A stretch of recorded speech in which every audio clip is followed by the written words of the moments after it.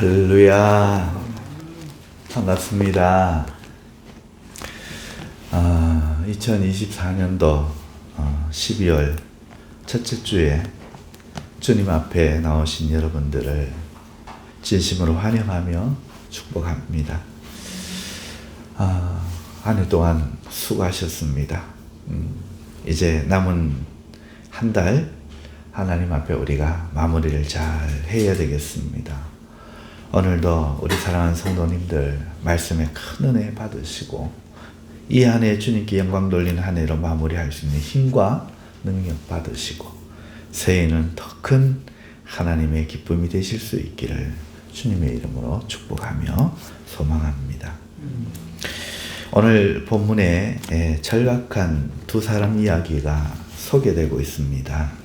하나는 방금 딸이 죽은 아빠 이야기고, 하나는 12년 동안이나 하혈하며 고통받고 살아가는 여인의 이야기입니다.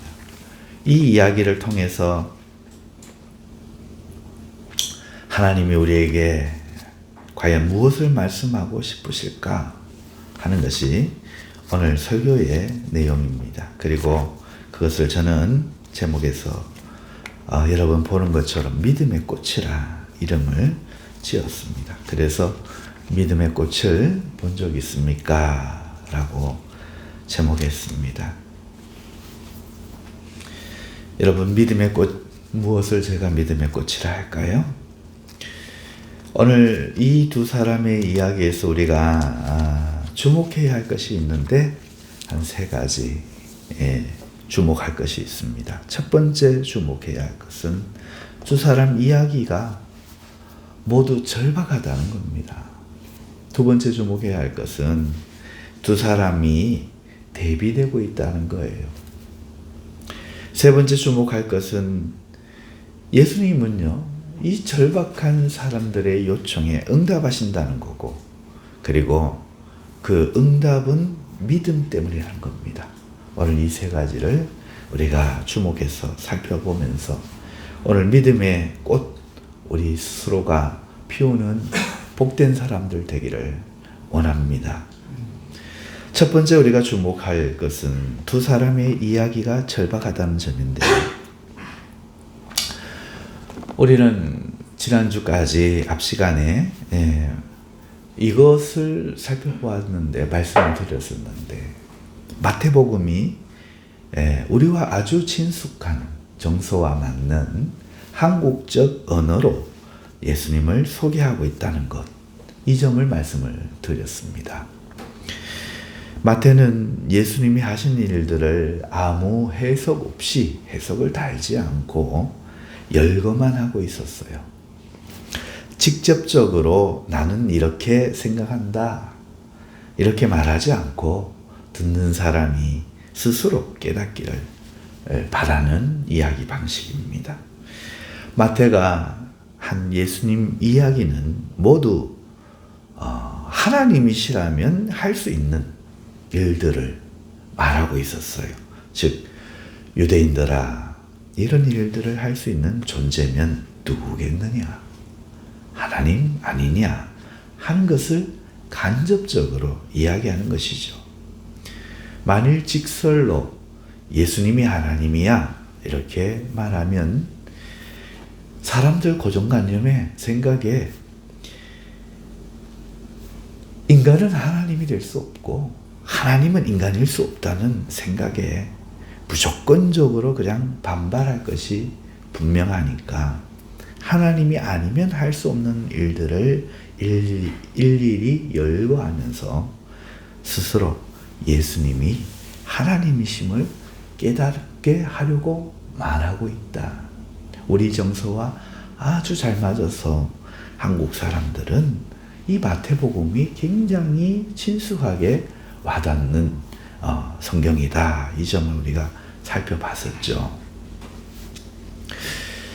예수님이 하나님이심을 깨달았다면, 예수님이 하나님이시라면 그것이 우리에게 어떤 것을 의미하나요? 예수님이 하나님이라면 어떤 의미가 있습니까? 그 이야기가 오늘 본문의 내용이거든요. 그 하나님이시란 거 이야기해 놓고, 만일 하나님이시라면 오늘 그 하나님 되심이 우리와 무슨 상관이 있겠느냐 하는 것을 오늘 이 본문에서 두 사람의 이야기로 말하고 있다는 겁니다. 바로 우리 인생의 절박함을 하나님이신 예수님이 해결해 주실 수 있다, 이걸 말하는 거죠. 하나님이시니까. 마태는 사랑하는 딸의 죽음을 보고만 있어야 할 이 비통한 아빠, 그리고 12해나 피 흘리며 고통의 삶을 살아가는 기진한 이 여인, 이 사람들이 예수님께 갔더니 예수님이 해결해 주시더라. 이걸 지금 말하면서요, 여러분, 사실 이 이야기는 유대인들도 익히 알고 있었던 이야기거든요. 왜냐하면 실제 예수님이 하셨던 일이기 때문에, 실제 일어났었던 일이에요. 소문으로도 들었던 이야기죠. 하지만 남 놓고 기억자도 모른다는 우리나라 속담처럼 예수님 이야기를 듣고 놀라면서도 유대인들은 예수님이 하나님이라는 이 사실을 못 깨닫는 거예요. 그런 유대인들에게 예수님이 하나님이시라면, 하나님만이 이런 일을 할 수 있다면, 하나님이 우리의 절박함을 들어주신다면 오늘 이 예수님께 너희의 절박한 문제를 가지고 나가면 너희가 해결받을 수 있지 않겠느냐. 왜? 이 땅에 오셨을 때 이렇게 하셨으니까. 이거를 지금 들려주고 싶은 겁니다. 오늘 우리도 인생을 살면서 절박한 문제를 가지고 있을 수 있어요.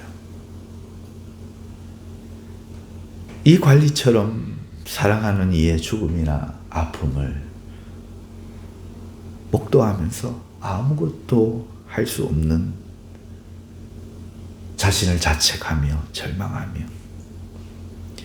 자신이 처한 고통을 도저히 해결할 수 없는 비통함을 가지고 이 여인처럼 살아가고 있는 사람이 있을 수 있다는 겁니다.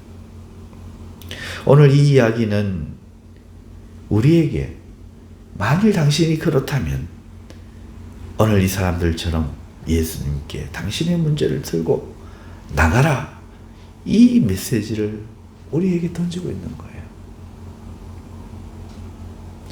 자신이 할 수 있는 것은 우리가 스스로 해야 되겠죠. 그런데 우리는 때로 도저히 방법이 없을 그런 일들을 만납니다. 사람은 할 수 없을 그런 순간을 만날 때가 있다는 거예요. 스스로 해결할 수 있을 것이라 믿지만 너무 기니까, 너무 오래되니까 이젠 지쳐서 견디기가 너무 힘들고 고통스러워 인내의 끝에 다다른 절박한 그런 상황을 인생에 당할 수가 있다는 거죠. 여러분, 그때 우리에게 예수님이 있습니다. 오늘 성경은 만일 그런 상황을 만난다면 우리의 육체를 입고 사람이 되어 인간의 연약함을 능히 체휼하시고 긍휼히 여기실 수 있는 예수님께 너의 문제를 들고 나가라, 이 말씀을 우리에게 들려주는 줄 믿습니다. 사랑하는 성도 여러분, 오늘 여러분의 삶에 어떤 문제가 있습니까? 사람의 힘으로는 도저히 안 되는 문제를 갖고 있습니까? 막으려고 애를 써보지만 막을 수 없고, 스스로 해결하려 가진 애를 쓰지만 결국 여러분의 인생을 불태울 것 같은 문제가 여러분에게 혹시 있지는 않습니까? 그러면 주님께 나가십시오. 그 주님이 당신의 문제를 해결할 수 있습니다. 우리가 할 수 없는 불가항력적인 일은 오직 하나님만이 해결해 주실 수 있다는 오늘 이 성경의 하나님의 말씀을 믿음으로 받으실 수 있기를 주님의 이름으로 축원합니다. 두 번째 우리가 주목할 것은 오직 믿음으로 이것이 가능하다는 거예요. 성경에 나오는 이 관리는요, 딸의 죽음을 두고 포기하지 않고 예수님께 달려갔습니다. 이는 관리가 예수님께 부탁하면 자신의 딸이 살 수 있다고 믿었음을 보여주는 거죠. 사람이 죽으면 누구에게 달려가야 됩니까? 예수님께 달려갔다는 것은 예수님이 살릴 수 있음을 믿었다는 겁니다. 그는 예수님께 가서 절합니다. 그리고 말합니다. 내 딸이 방금 죽었사오니 오셔서 그 몸에 손을 얹어주소서. 그러면 살아나겠나이다. 간절히 청합니다. 믿음이죠. 또 이렇게 하는데 굉장히 어려운 점이 두 가지나 있습니다. 첫째 어려움은 여러분, 사람은 누구나 죽어요. 그리고 예수님은 인간입니다. 그리고 인간은 자기도 죽지만 죽은 사람을 살릴 수가 없습니다. 이것이 사람의 이 땅에서의 진실이고 가치관이고 상식인데, 예수님 앞에 가기 위해서는 자기가 믿고 알고 있는 이 사실을 오늘날로 치면은 과학을, 경험을 부정해야 하는 겁니다. 예수님은 갈릴리 출신으로 부모도 있고 형제도 알려져 있었죠. 그는 사람이었어요. 사람은 누구나 죽는다는 것, 사람은 죽은 사람을 살릴 수 없다는 것, 그는 관리였어요. 이 사실과 이 상식을 누구보다도 잘 알고 있는 똑똑한 사람입니다. 예수님께 가기 위해서는 자기가 알고 있는 이것을 부정해야 돼요. 그렇지만 그는 너무 일찍 죽은 사랑하는 딸을 살리기 위해서 자신의 삶의 이해, 상식적인 그 진실을 부정했던 것입니다.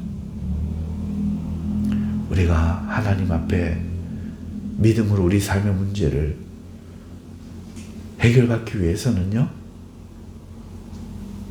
우리가 믿는 우리 자신의 이 의식을 먼저 극복하지 않으면 불가능하다는 거예요. 여러분, 우리가 살아보지만 자기 생각이나 자기 믿음 부족하는 게 얼마나 어려운 일이에요.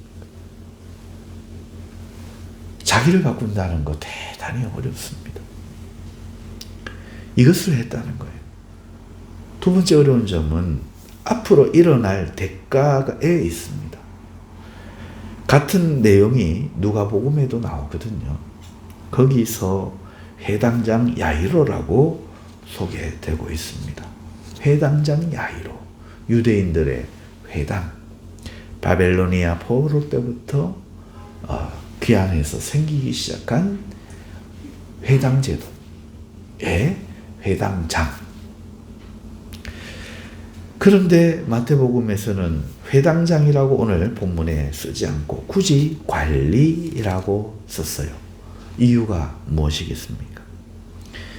여러분, 관리라는 단어는 원어로 아르콘이라는 단어인데 이 뜻이 뭔가 하면은 통치자, 군주 이런 뜻입니다. 마태복음을 번역하는 우리 목사님들이 한 통치자가 와서 절하여 이렇게 하려니까 이상하잖아요. 한 군주가 와서 예수님께 엎드려 절하여 딸을 살려주옵소서 이렇게 말하려고 하니까 이상하잖아요. 같은 내용이 누가복음에도 있는데 거기는 회당장 야이로라고 이름하고 있으니 이것을 순화시켜 좀 납득이 갈 수 있도록 관리라고 이렇게 번역을 했어요. 그래야 회당장도 관리니까 이 정도로 번역을 했는 것이죠. 그런데 과연 그 해석 말고 번역 말고 원저자 마태는 왜 굳이 회당장인 걸 알면서 아르콘, 통치자, 군주, 왕과 같은 사람이라고 번역을 썼겠느냐 하는 거예요. 이것은요, 두 가지 의미가 있는데, 첫째, 예수님은 이 세상의 통치자라도 군주라도 왕이라도 자신의 문제를 해결할 수 없고 절대적인 인원 죽음의 문제를 해결할 수 없고 인간으로서 이 일을 해결받고 싶으면 예수님께 나아가 절하고 구해야 한다. 예수님은 그런 하나님이시다 하는 것을 보여주고자 말해주고자 아르콘이라는 단어를 쓴 겁니다. 둘째 이유는 앞으로 이 일로 인하여 그가 받을 수 있는 결과를 보여주려고 하는 거예요. 어쩌면 이 일로 그는 군주가 엎드렸으니, 여러분 군주가 다른 군주한테 무릎 꿇으면 패배하고 진 거고 나라를 빼앗기는 겁니다. 통치자가 무릎을 꿇는 순간 그의 통치는 끝나는 거죠. 그러니 이 무릎 꿇은 일로, 이 엎드려 절한 일로 어쩌면 그는 자신의 통치 기반이 깨어질 수도 있다는 거예요. 그럼에도 딸을 살리기 위하여 예수님께 나와 절했다는 사실을, 이 예수님께 나가기가 얼마나 어려웠느냐 하는 점을 말하기 위해서 굳이 아르콘이라는 단어를 썼다 하는 겁니다. 정리하자면 이 관리는요, 이런 어려움을 극복하고 자기의 이해, 인간이라면 누구나 알고 있는 상식, 진실, 이거를 부정하고 자기를 깨트리고 자기의 미래마저도 깨트리고 예수님께 나가 엎드려 절하여 사랑하는 딸을 살려달라고 믿음으로 간청했다. 이것을 말하고 있습니다. 그게 믿음인 거죠. 믿음으로 했던 겁니다. 두 번째 나오는 이 12해 혈루병 앓던 여인도 마찬가지 믿음의 일이었음을 성경 자체가 말해주고 있지요. 그녀는 율법에 의하면요, 부정한 사람입니다. 피 흘린 사람은 부정한 사람이거든요. 그렇기 때문에 그 율법에 의하면 결코 사람들 있는 가운데로, 사람들 무리 가운데로 나와서는 안 돼요. 결단코 다른 일을 만지면 안 됩니다. 이 일은 율법의 심판을 받을 수 있는 엄중한 범죄예요. 목숨을 걸었다는 거죠. 하지만 이 여인은 예수님 겉옷만 만져도 내가 나을 것 같다 하는 분명한 믿음을 가지고 목숨을 걸고 나갔던 겁니다. 뿐만 아니라 그 당시 예수님은 너무 많은 사람들이 애워싸고 가고 있었어요. 남자들이 애워싸고 밀고, 예수님이 누가 내 옷 만졌냐 하니까 심지어 제자들이 주여 보소서, 사람들이 이렇게 메어싸고 애워싸고 대는데 누가 대었냐 만졌냐 이러면 어떻게 되겠습니까? 서로 막 몸부리치고 있는 거예요. 12년간이나 혈루병을 앓은 여인의 체력이 얼마나 약해져 있겠습니까? 그런데 목숨 걸고 나가서 그 사람들을, 남자들을 비집고 끝까지 들어가서 기어코 주님의 옷자락을 손을 댔다는 것. 믿음이 아니면 할 수 없는 일이고, 이 어려움을 믿음이 아니면 극복할 수 없는 겁니다. 사랑하는 성도 여러분, 믿음이 얼마나 우리에게 중요한지 모릅니다. 여러분, 문제가 있던 사람이 과연 이 두 사람밖에 그 무리에 없었을까요? 과연 예수님이 행하는 기적의 소문을 듣지 못해서 다른 사람도 나오지 못했던 것일까요? 많은 이들이 주님의 소식을 듣고 보았을 터이지만 그럼에도 아무도 이들처럼 믿음으로 나가지 않았기 때문에 고침받은 사람이 없었던 겁니다. 아무리 하나님 앞에 계셔도 믿지 않으면 소용없다는 거죠. 그러니 믿음이 얼마나 중요합니까? 오늘 우리도 마찬가지입니다. 성경은 우리에게 이것을 돌려주고 싶은 거예요. 하나님이 계심을 알아도 오직 믿는 자만 문제 해결을 받습니다. 예수님께 몸을 대어도 오직 믿는 자만 문제 해결을 받습니다. 귀신도 하나님이 한 분이신 줄 알고 벌벌 떨지만 믿고 의지하지 않으니, 여러분, 예수님을 안다고 되는 것이 아니라 믿고 의지해야만 한다는 거예요. 심지어 예수님은 군대 귀신이 간청을 해도 들어주신 분임을 우리 앞에서 보았지요. 하물며 어찌 우리가 예수님께 자비를 구할 때 들어주지 않겠습니까? 믿음이 필요하다는 거죠. 사랑하는 성도 여러분, 우리는 믿고 행동해야 합니다. 하나님이 계심을 믿는 것만으로는 부족해요. 믿고 행동해야 합니다. 관리도 여인도 어떻게 했는지를 다시 한번 생각해 보십시오.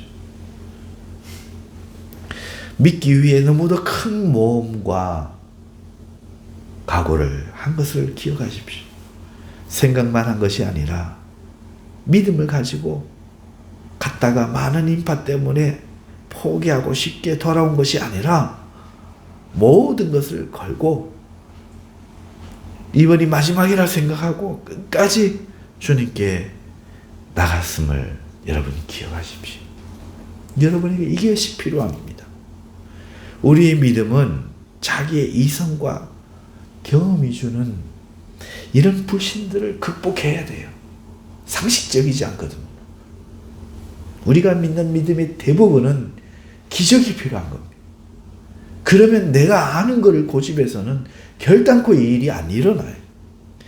내가 알던, 내가 고집하던, 내가 진실이라고 여기던 내 몸이 기억하는 이것들을 다 부인하고 극복하고 믿기 위해서 생길지도 모를, 치룰지도 모를 대가를 지불할 각오를 하고 주님께 나가야 되는 겁니다. 그리고 겸손한 마음으로 주님께 절하고 간절한 마음으로 주님을 붙잡는데 믿음의 본질이 있다는 거예요. 이런 여인에게 주님이 딸이라 부르며 딸아 안심하라, 네 믿음이 너를 구원하였다 말씀하시는 겁니다. 세 번째 우리가 주목해야 할 것은 이 두 사람의 이야기가 대비되고 있다는 겁니다. 이 이야기 자체가 그 구조가 샌드위치 구조라는 거예요.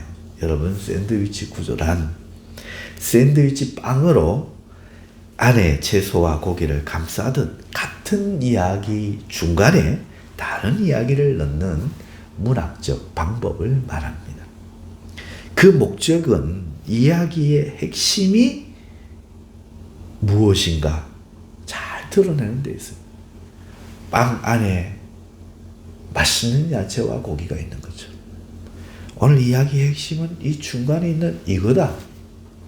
이것을 위해서 샌드위치라는 문학적 기법을 쓰는데요.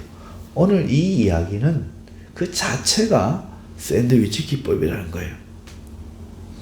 오늘 본문 이야기는 한 관리가 자신의 딸을 살려달라 예수님을 찾아와서 요청한 그 이야기가 진행 중인 가운데 여인 이야기가 중간에 불쑥 끼어든 겁니다. 여러분, 이것은 성경 저자가 마음대로 지어낸 것이 아니라 실제로 그런 사건이 그대로 있었어요. 누가복음에도 그렇게 나오고 다 그렇게 나옵니다. 실제로 그 사건이 실제로 있었다는 거예요. 그렇다는 말은 무슨 뜻입니까? 이 일이 우리에게 보여주시고자 하나님이 직접 하셨다 이 말이에요.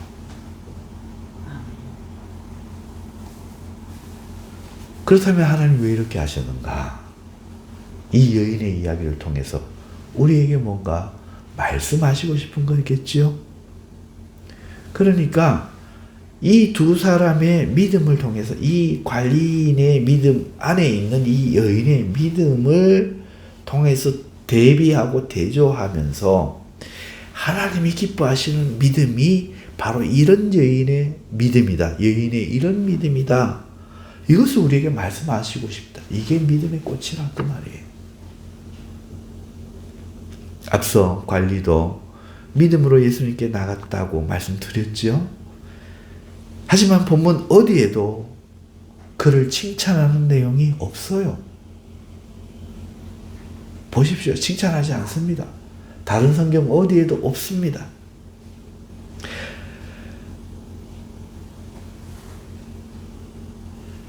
관리의 집에 예수님이 가셔서 당하신 이런 조객들이 예수님을 비웃는 이런 일이죠. 예수님을 비웃어요. 하지만 여인 이야기는 다릅니다. 예수님이 크게 칭찬하시죠. 그녀를 딸이라 말합니다.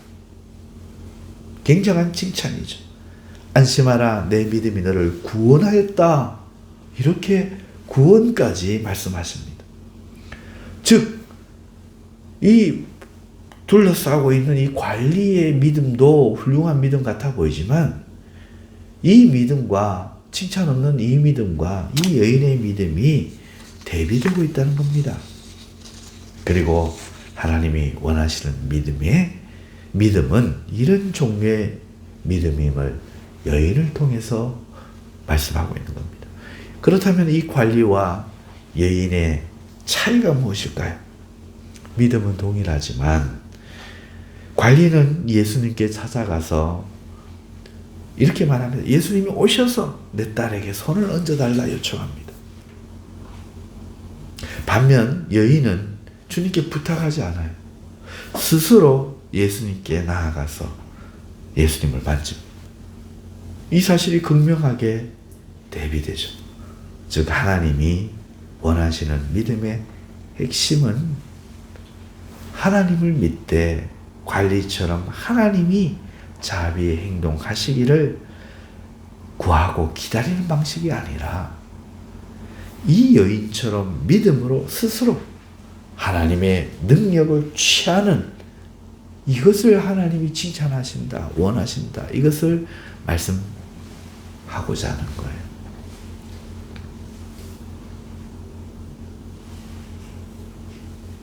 사랑하는 성도 여러분, 우리는 하나님을 믿고 있어요. 많은 사람이 하나님을 믿어도 그 믿음에는 하나님이 칭찬하지 않는 믿음이 있고 칭찬하는 믿음이 있어요. 어떤 사람은 기도가 응답을 받고 기적을 체험하긴 하지만 하나님이 조롱받는 사람의 믿음도 있고 어떤 믿음은 하나님이 굳이 드러내서 그 사람을 영화롭게 해주는 그런 믿음도 있다는 겁니다. 여러분, 우리는 하나님을 믿기 때문에 기도하지요. 여러분 기도를 살펴보실 때 여러분 기도는 어떤 형태입니까? 하나님의 응답을 기다리면서 믿으니까 기도할 거 아니에요. 그렇지만 그 믿음이 하나님의 응답이 오기를 기다리면서, 다시 말해서 손 얹어 기적 일으켜 주시기를 기다리는 방식입니까? 아니면 믿음으로 스스로 하나님의 능력을 취하는 방식입니까? 하나님은 여기까지 꼽히기를 원하시는 거예요. 하나님께서 원하시는 것은 수동적인 믿음이 아니라 능동적인 믿음입니다. 기왕 믿음을 가진다면 하나님이 행하실 때까지 기다리지 말고 스스로 믿고 행동하라는 거예요. 이 믿음이 하나님이 피기를 기다리시는 믿음의 꽃이다. 저는 이것을 말씀드리고 싶어요. 이런 믿음을 하나님은 대단히 기뻐하십니다. 여러분 모두가 이 믿음 가질 수 있기를 바랍니다. 말씀을 맺습니다. 제가 이렇게 설교 시간에 봐도 다 보여요. 어떤 사람이 말씀을 진심으로 받는지, 받는 척 하는지 그 내면이 훤히 보이거든요. 여러분 하물며 하나님이 안 보이시겠습니까? 사람은 어떻게 속일지 몰라도 절대로 결단코 하나님은 못 속여요. 그러면 방법은 하나밖에 없습니다. 여러분 진실로 여러분의 믿음이 주님 앞에 꼭 필 수 있기를 바랍니다. 예수님은 이 믿음의 꽃을 피운 여인에게 딸이라고 말씀해요. 여러분 관리의 딸은 죽었어요. 예수님이 가셔서 살려야 하죠. 하지만 예수님께 이 믿음의 꽃을 피운 여인은 딸이 되어 살았습니다. 여러분이 이 믿음을 가지면 여러분이 바로 하나님의 자녀들입니다. 하나님의 마음에 살아있는 자녀들인 줄 믿습니다. 이 여인은요 12해 동안이나 깊은 수렁에 있었어요. 거기서 핀 꽃이에요. 우리 인생에 긴 수렁과 고통이 있습니다. 그러나 기억하십시오. 그렇게 끝나서는 안 됩니다. 그 수렁과 슬픔에서 여러분도 이 믿음의 꽃을 피워야 돼요. 그러지 못하면 너무너무 불쌍한 거예요. 하나님은 그러한 복을 위해 우리에게 때로 시련을 허락하신다는 거예요. 우리 예수님은 오늘도 우리가 와서 보좌에 앉으신 그의 옷자락을 우리 스스로 믿음으로 붙잡기를 기다리고 계십니다. 이건 진심만이 할 수 있어요. 믿음만이 할 수 있어요. 진실로 믿어야 할 수 있어요. 사랑하는 성도 여러분, 문제가 있습니까? 스스로 해결하기 위해 노력하지만 고쳐지지는 않고 해결되지는 않고 이제 더는 견딜 힘이 없습니까? 그렇다면 거짓을 내려놓으시고 자기 합리화를 내려놓으시고 믿음으로 주님께 나가십시오. 어떤 대가도 지불할 각오로 믿으십시오. 사람이 할 수 없는 문제가 있다면 더욱 그렇게 하셔야 됩니다. 하나님이 낫게 하실 때까지 기다리지 말고 믿음으로 취하십시오. 여러분에게 이 말씀을 소개해드리고 말씀을 마치려고 합니다. 마가복음 11장 24절입니다. 그러므로 내가 너희에게 말하노니 무엇이든지 기도하고 구하는 것은 받은 줄로 믿으라. 그리하면 너희에게 그대로 되리라. 바로 예수님이 직접 하신 말씀입니다. 이 말씀을 붙드십시오. 명심하십시오. 믿음은 싸움입니다. 자기 불신과의 싸움. 자기 안에 있는 큰 불신 안 믿어져요. 안 믿으려고 그래요. 안 믿어요. 자기를 싸워 이겨야 됩니다. 믿음의 대가를 지불할 이 각오를 가져야 돼요. 사람은 누구나 손해보기를 나빠지기를 원치 않아요. 싸워야 됩니다. 이 두 싸움은 영적인 싸움입니다. 가로막는 것들이 있어요. 해치고 나가야 됩니다. 여러분, 이 믿음의 꽃을 피우시는 우리 경산이랑교회 성도들 되실 수 있기를 주님의 이름으로 축원합니다. 기도하겠습니다. 거룩하신 하나님 감사합니다.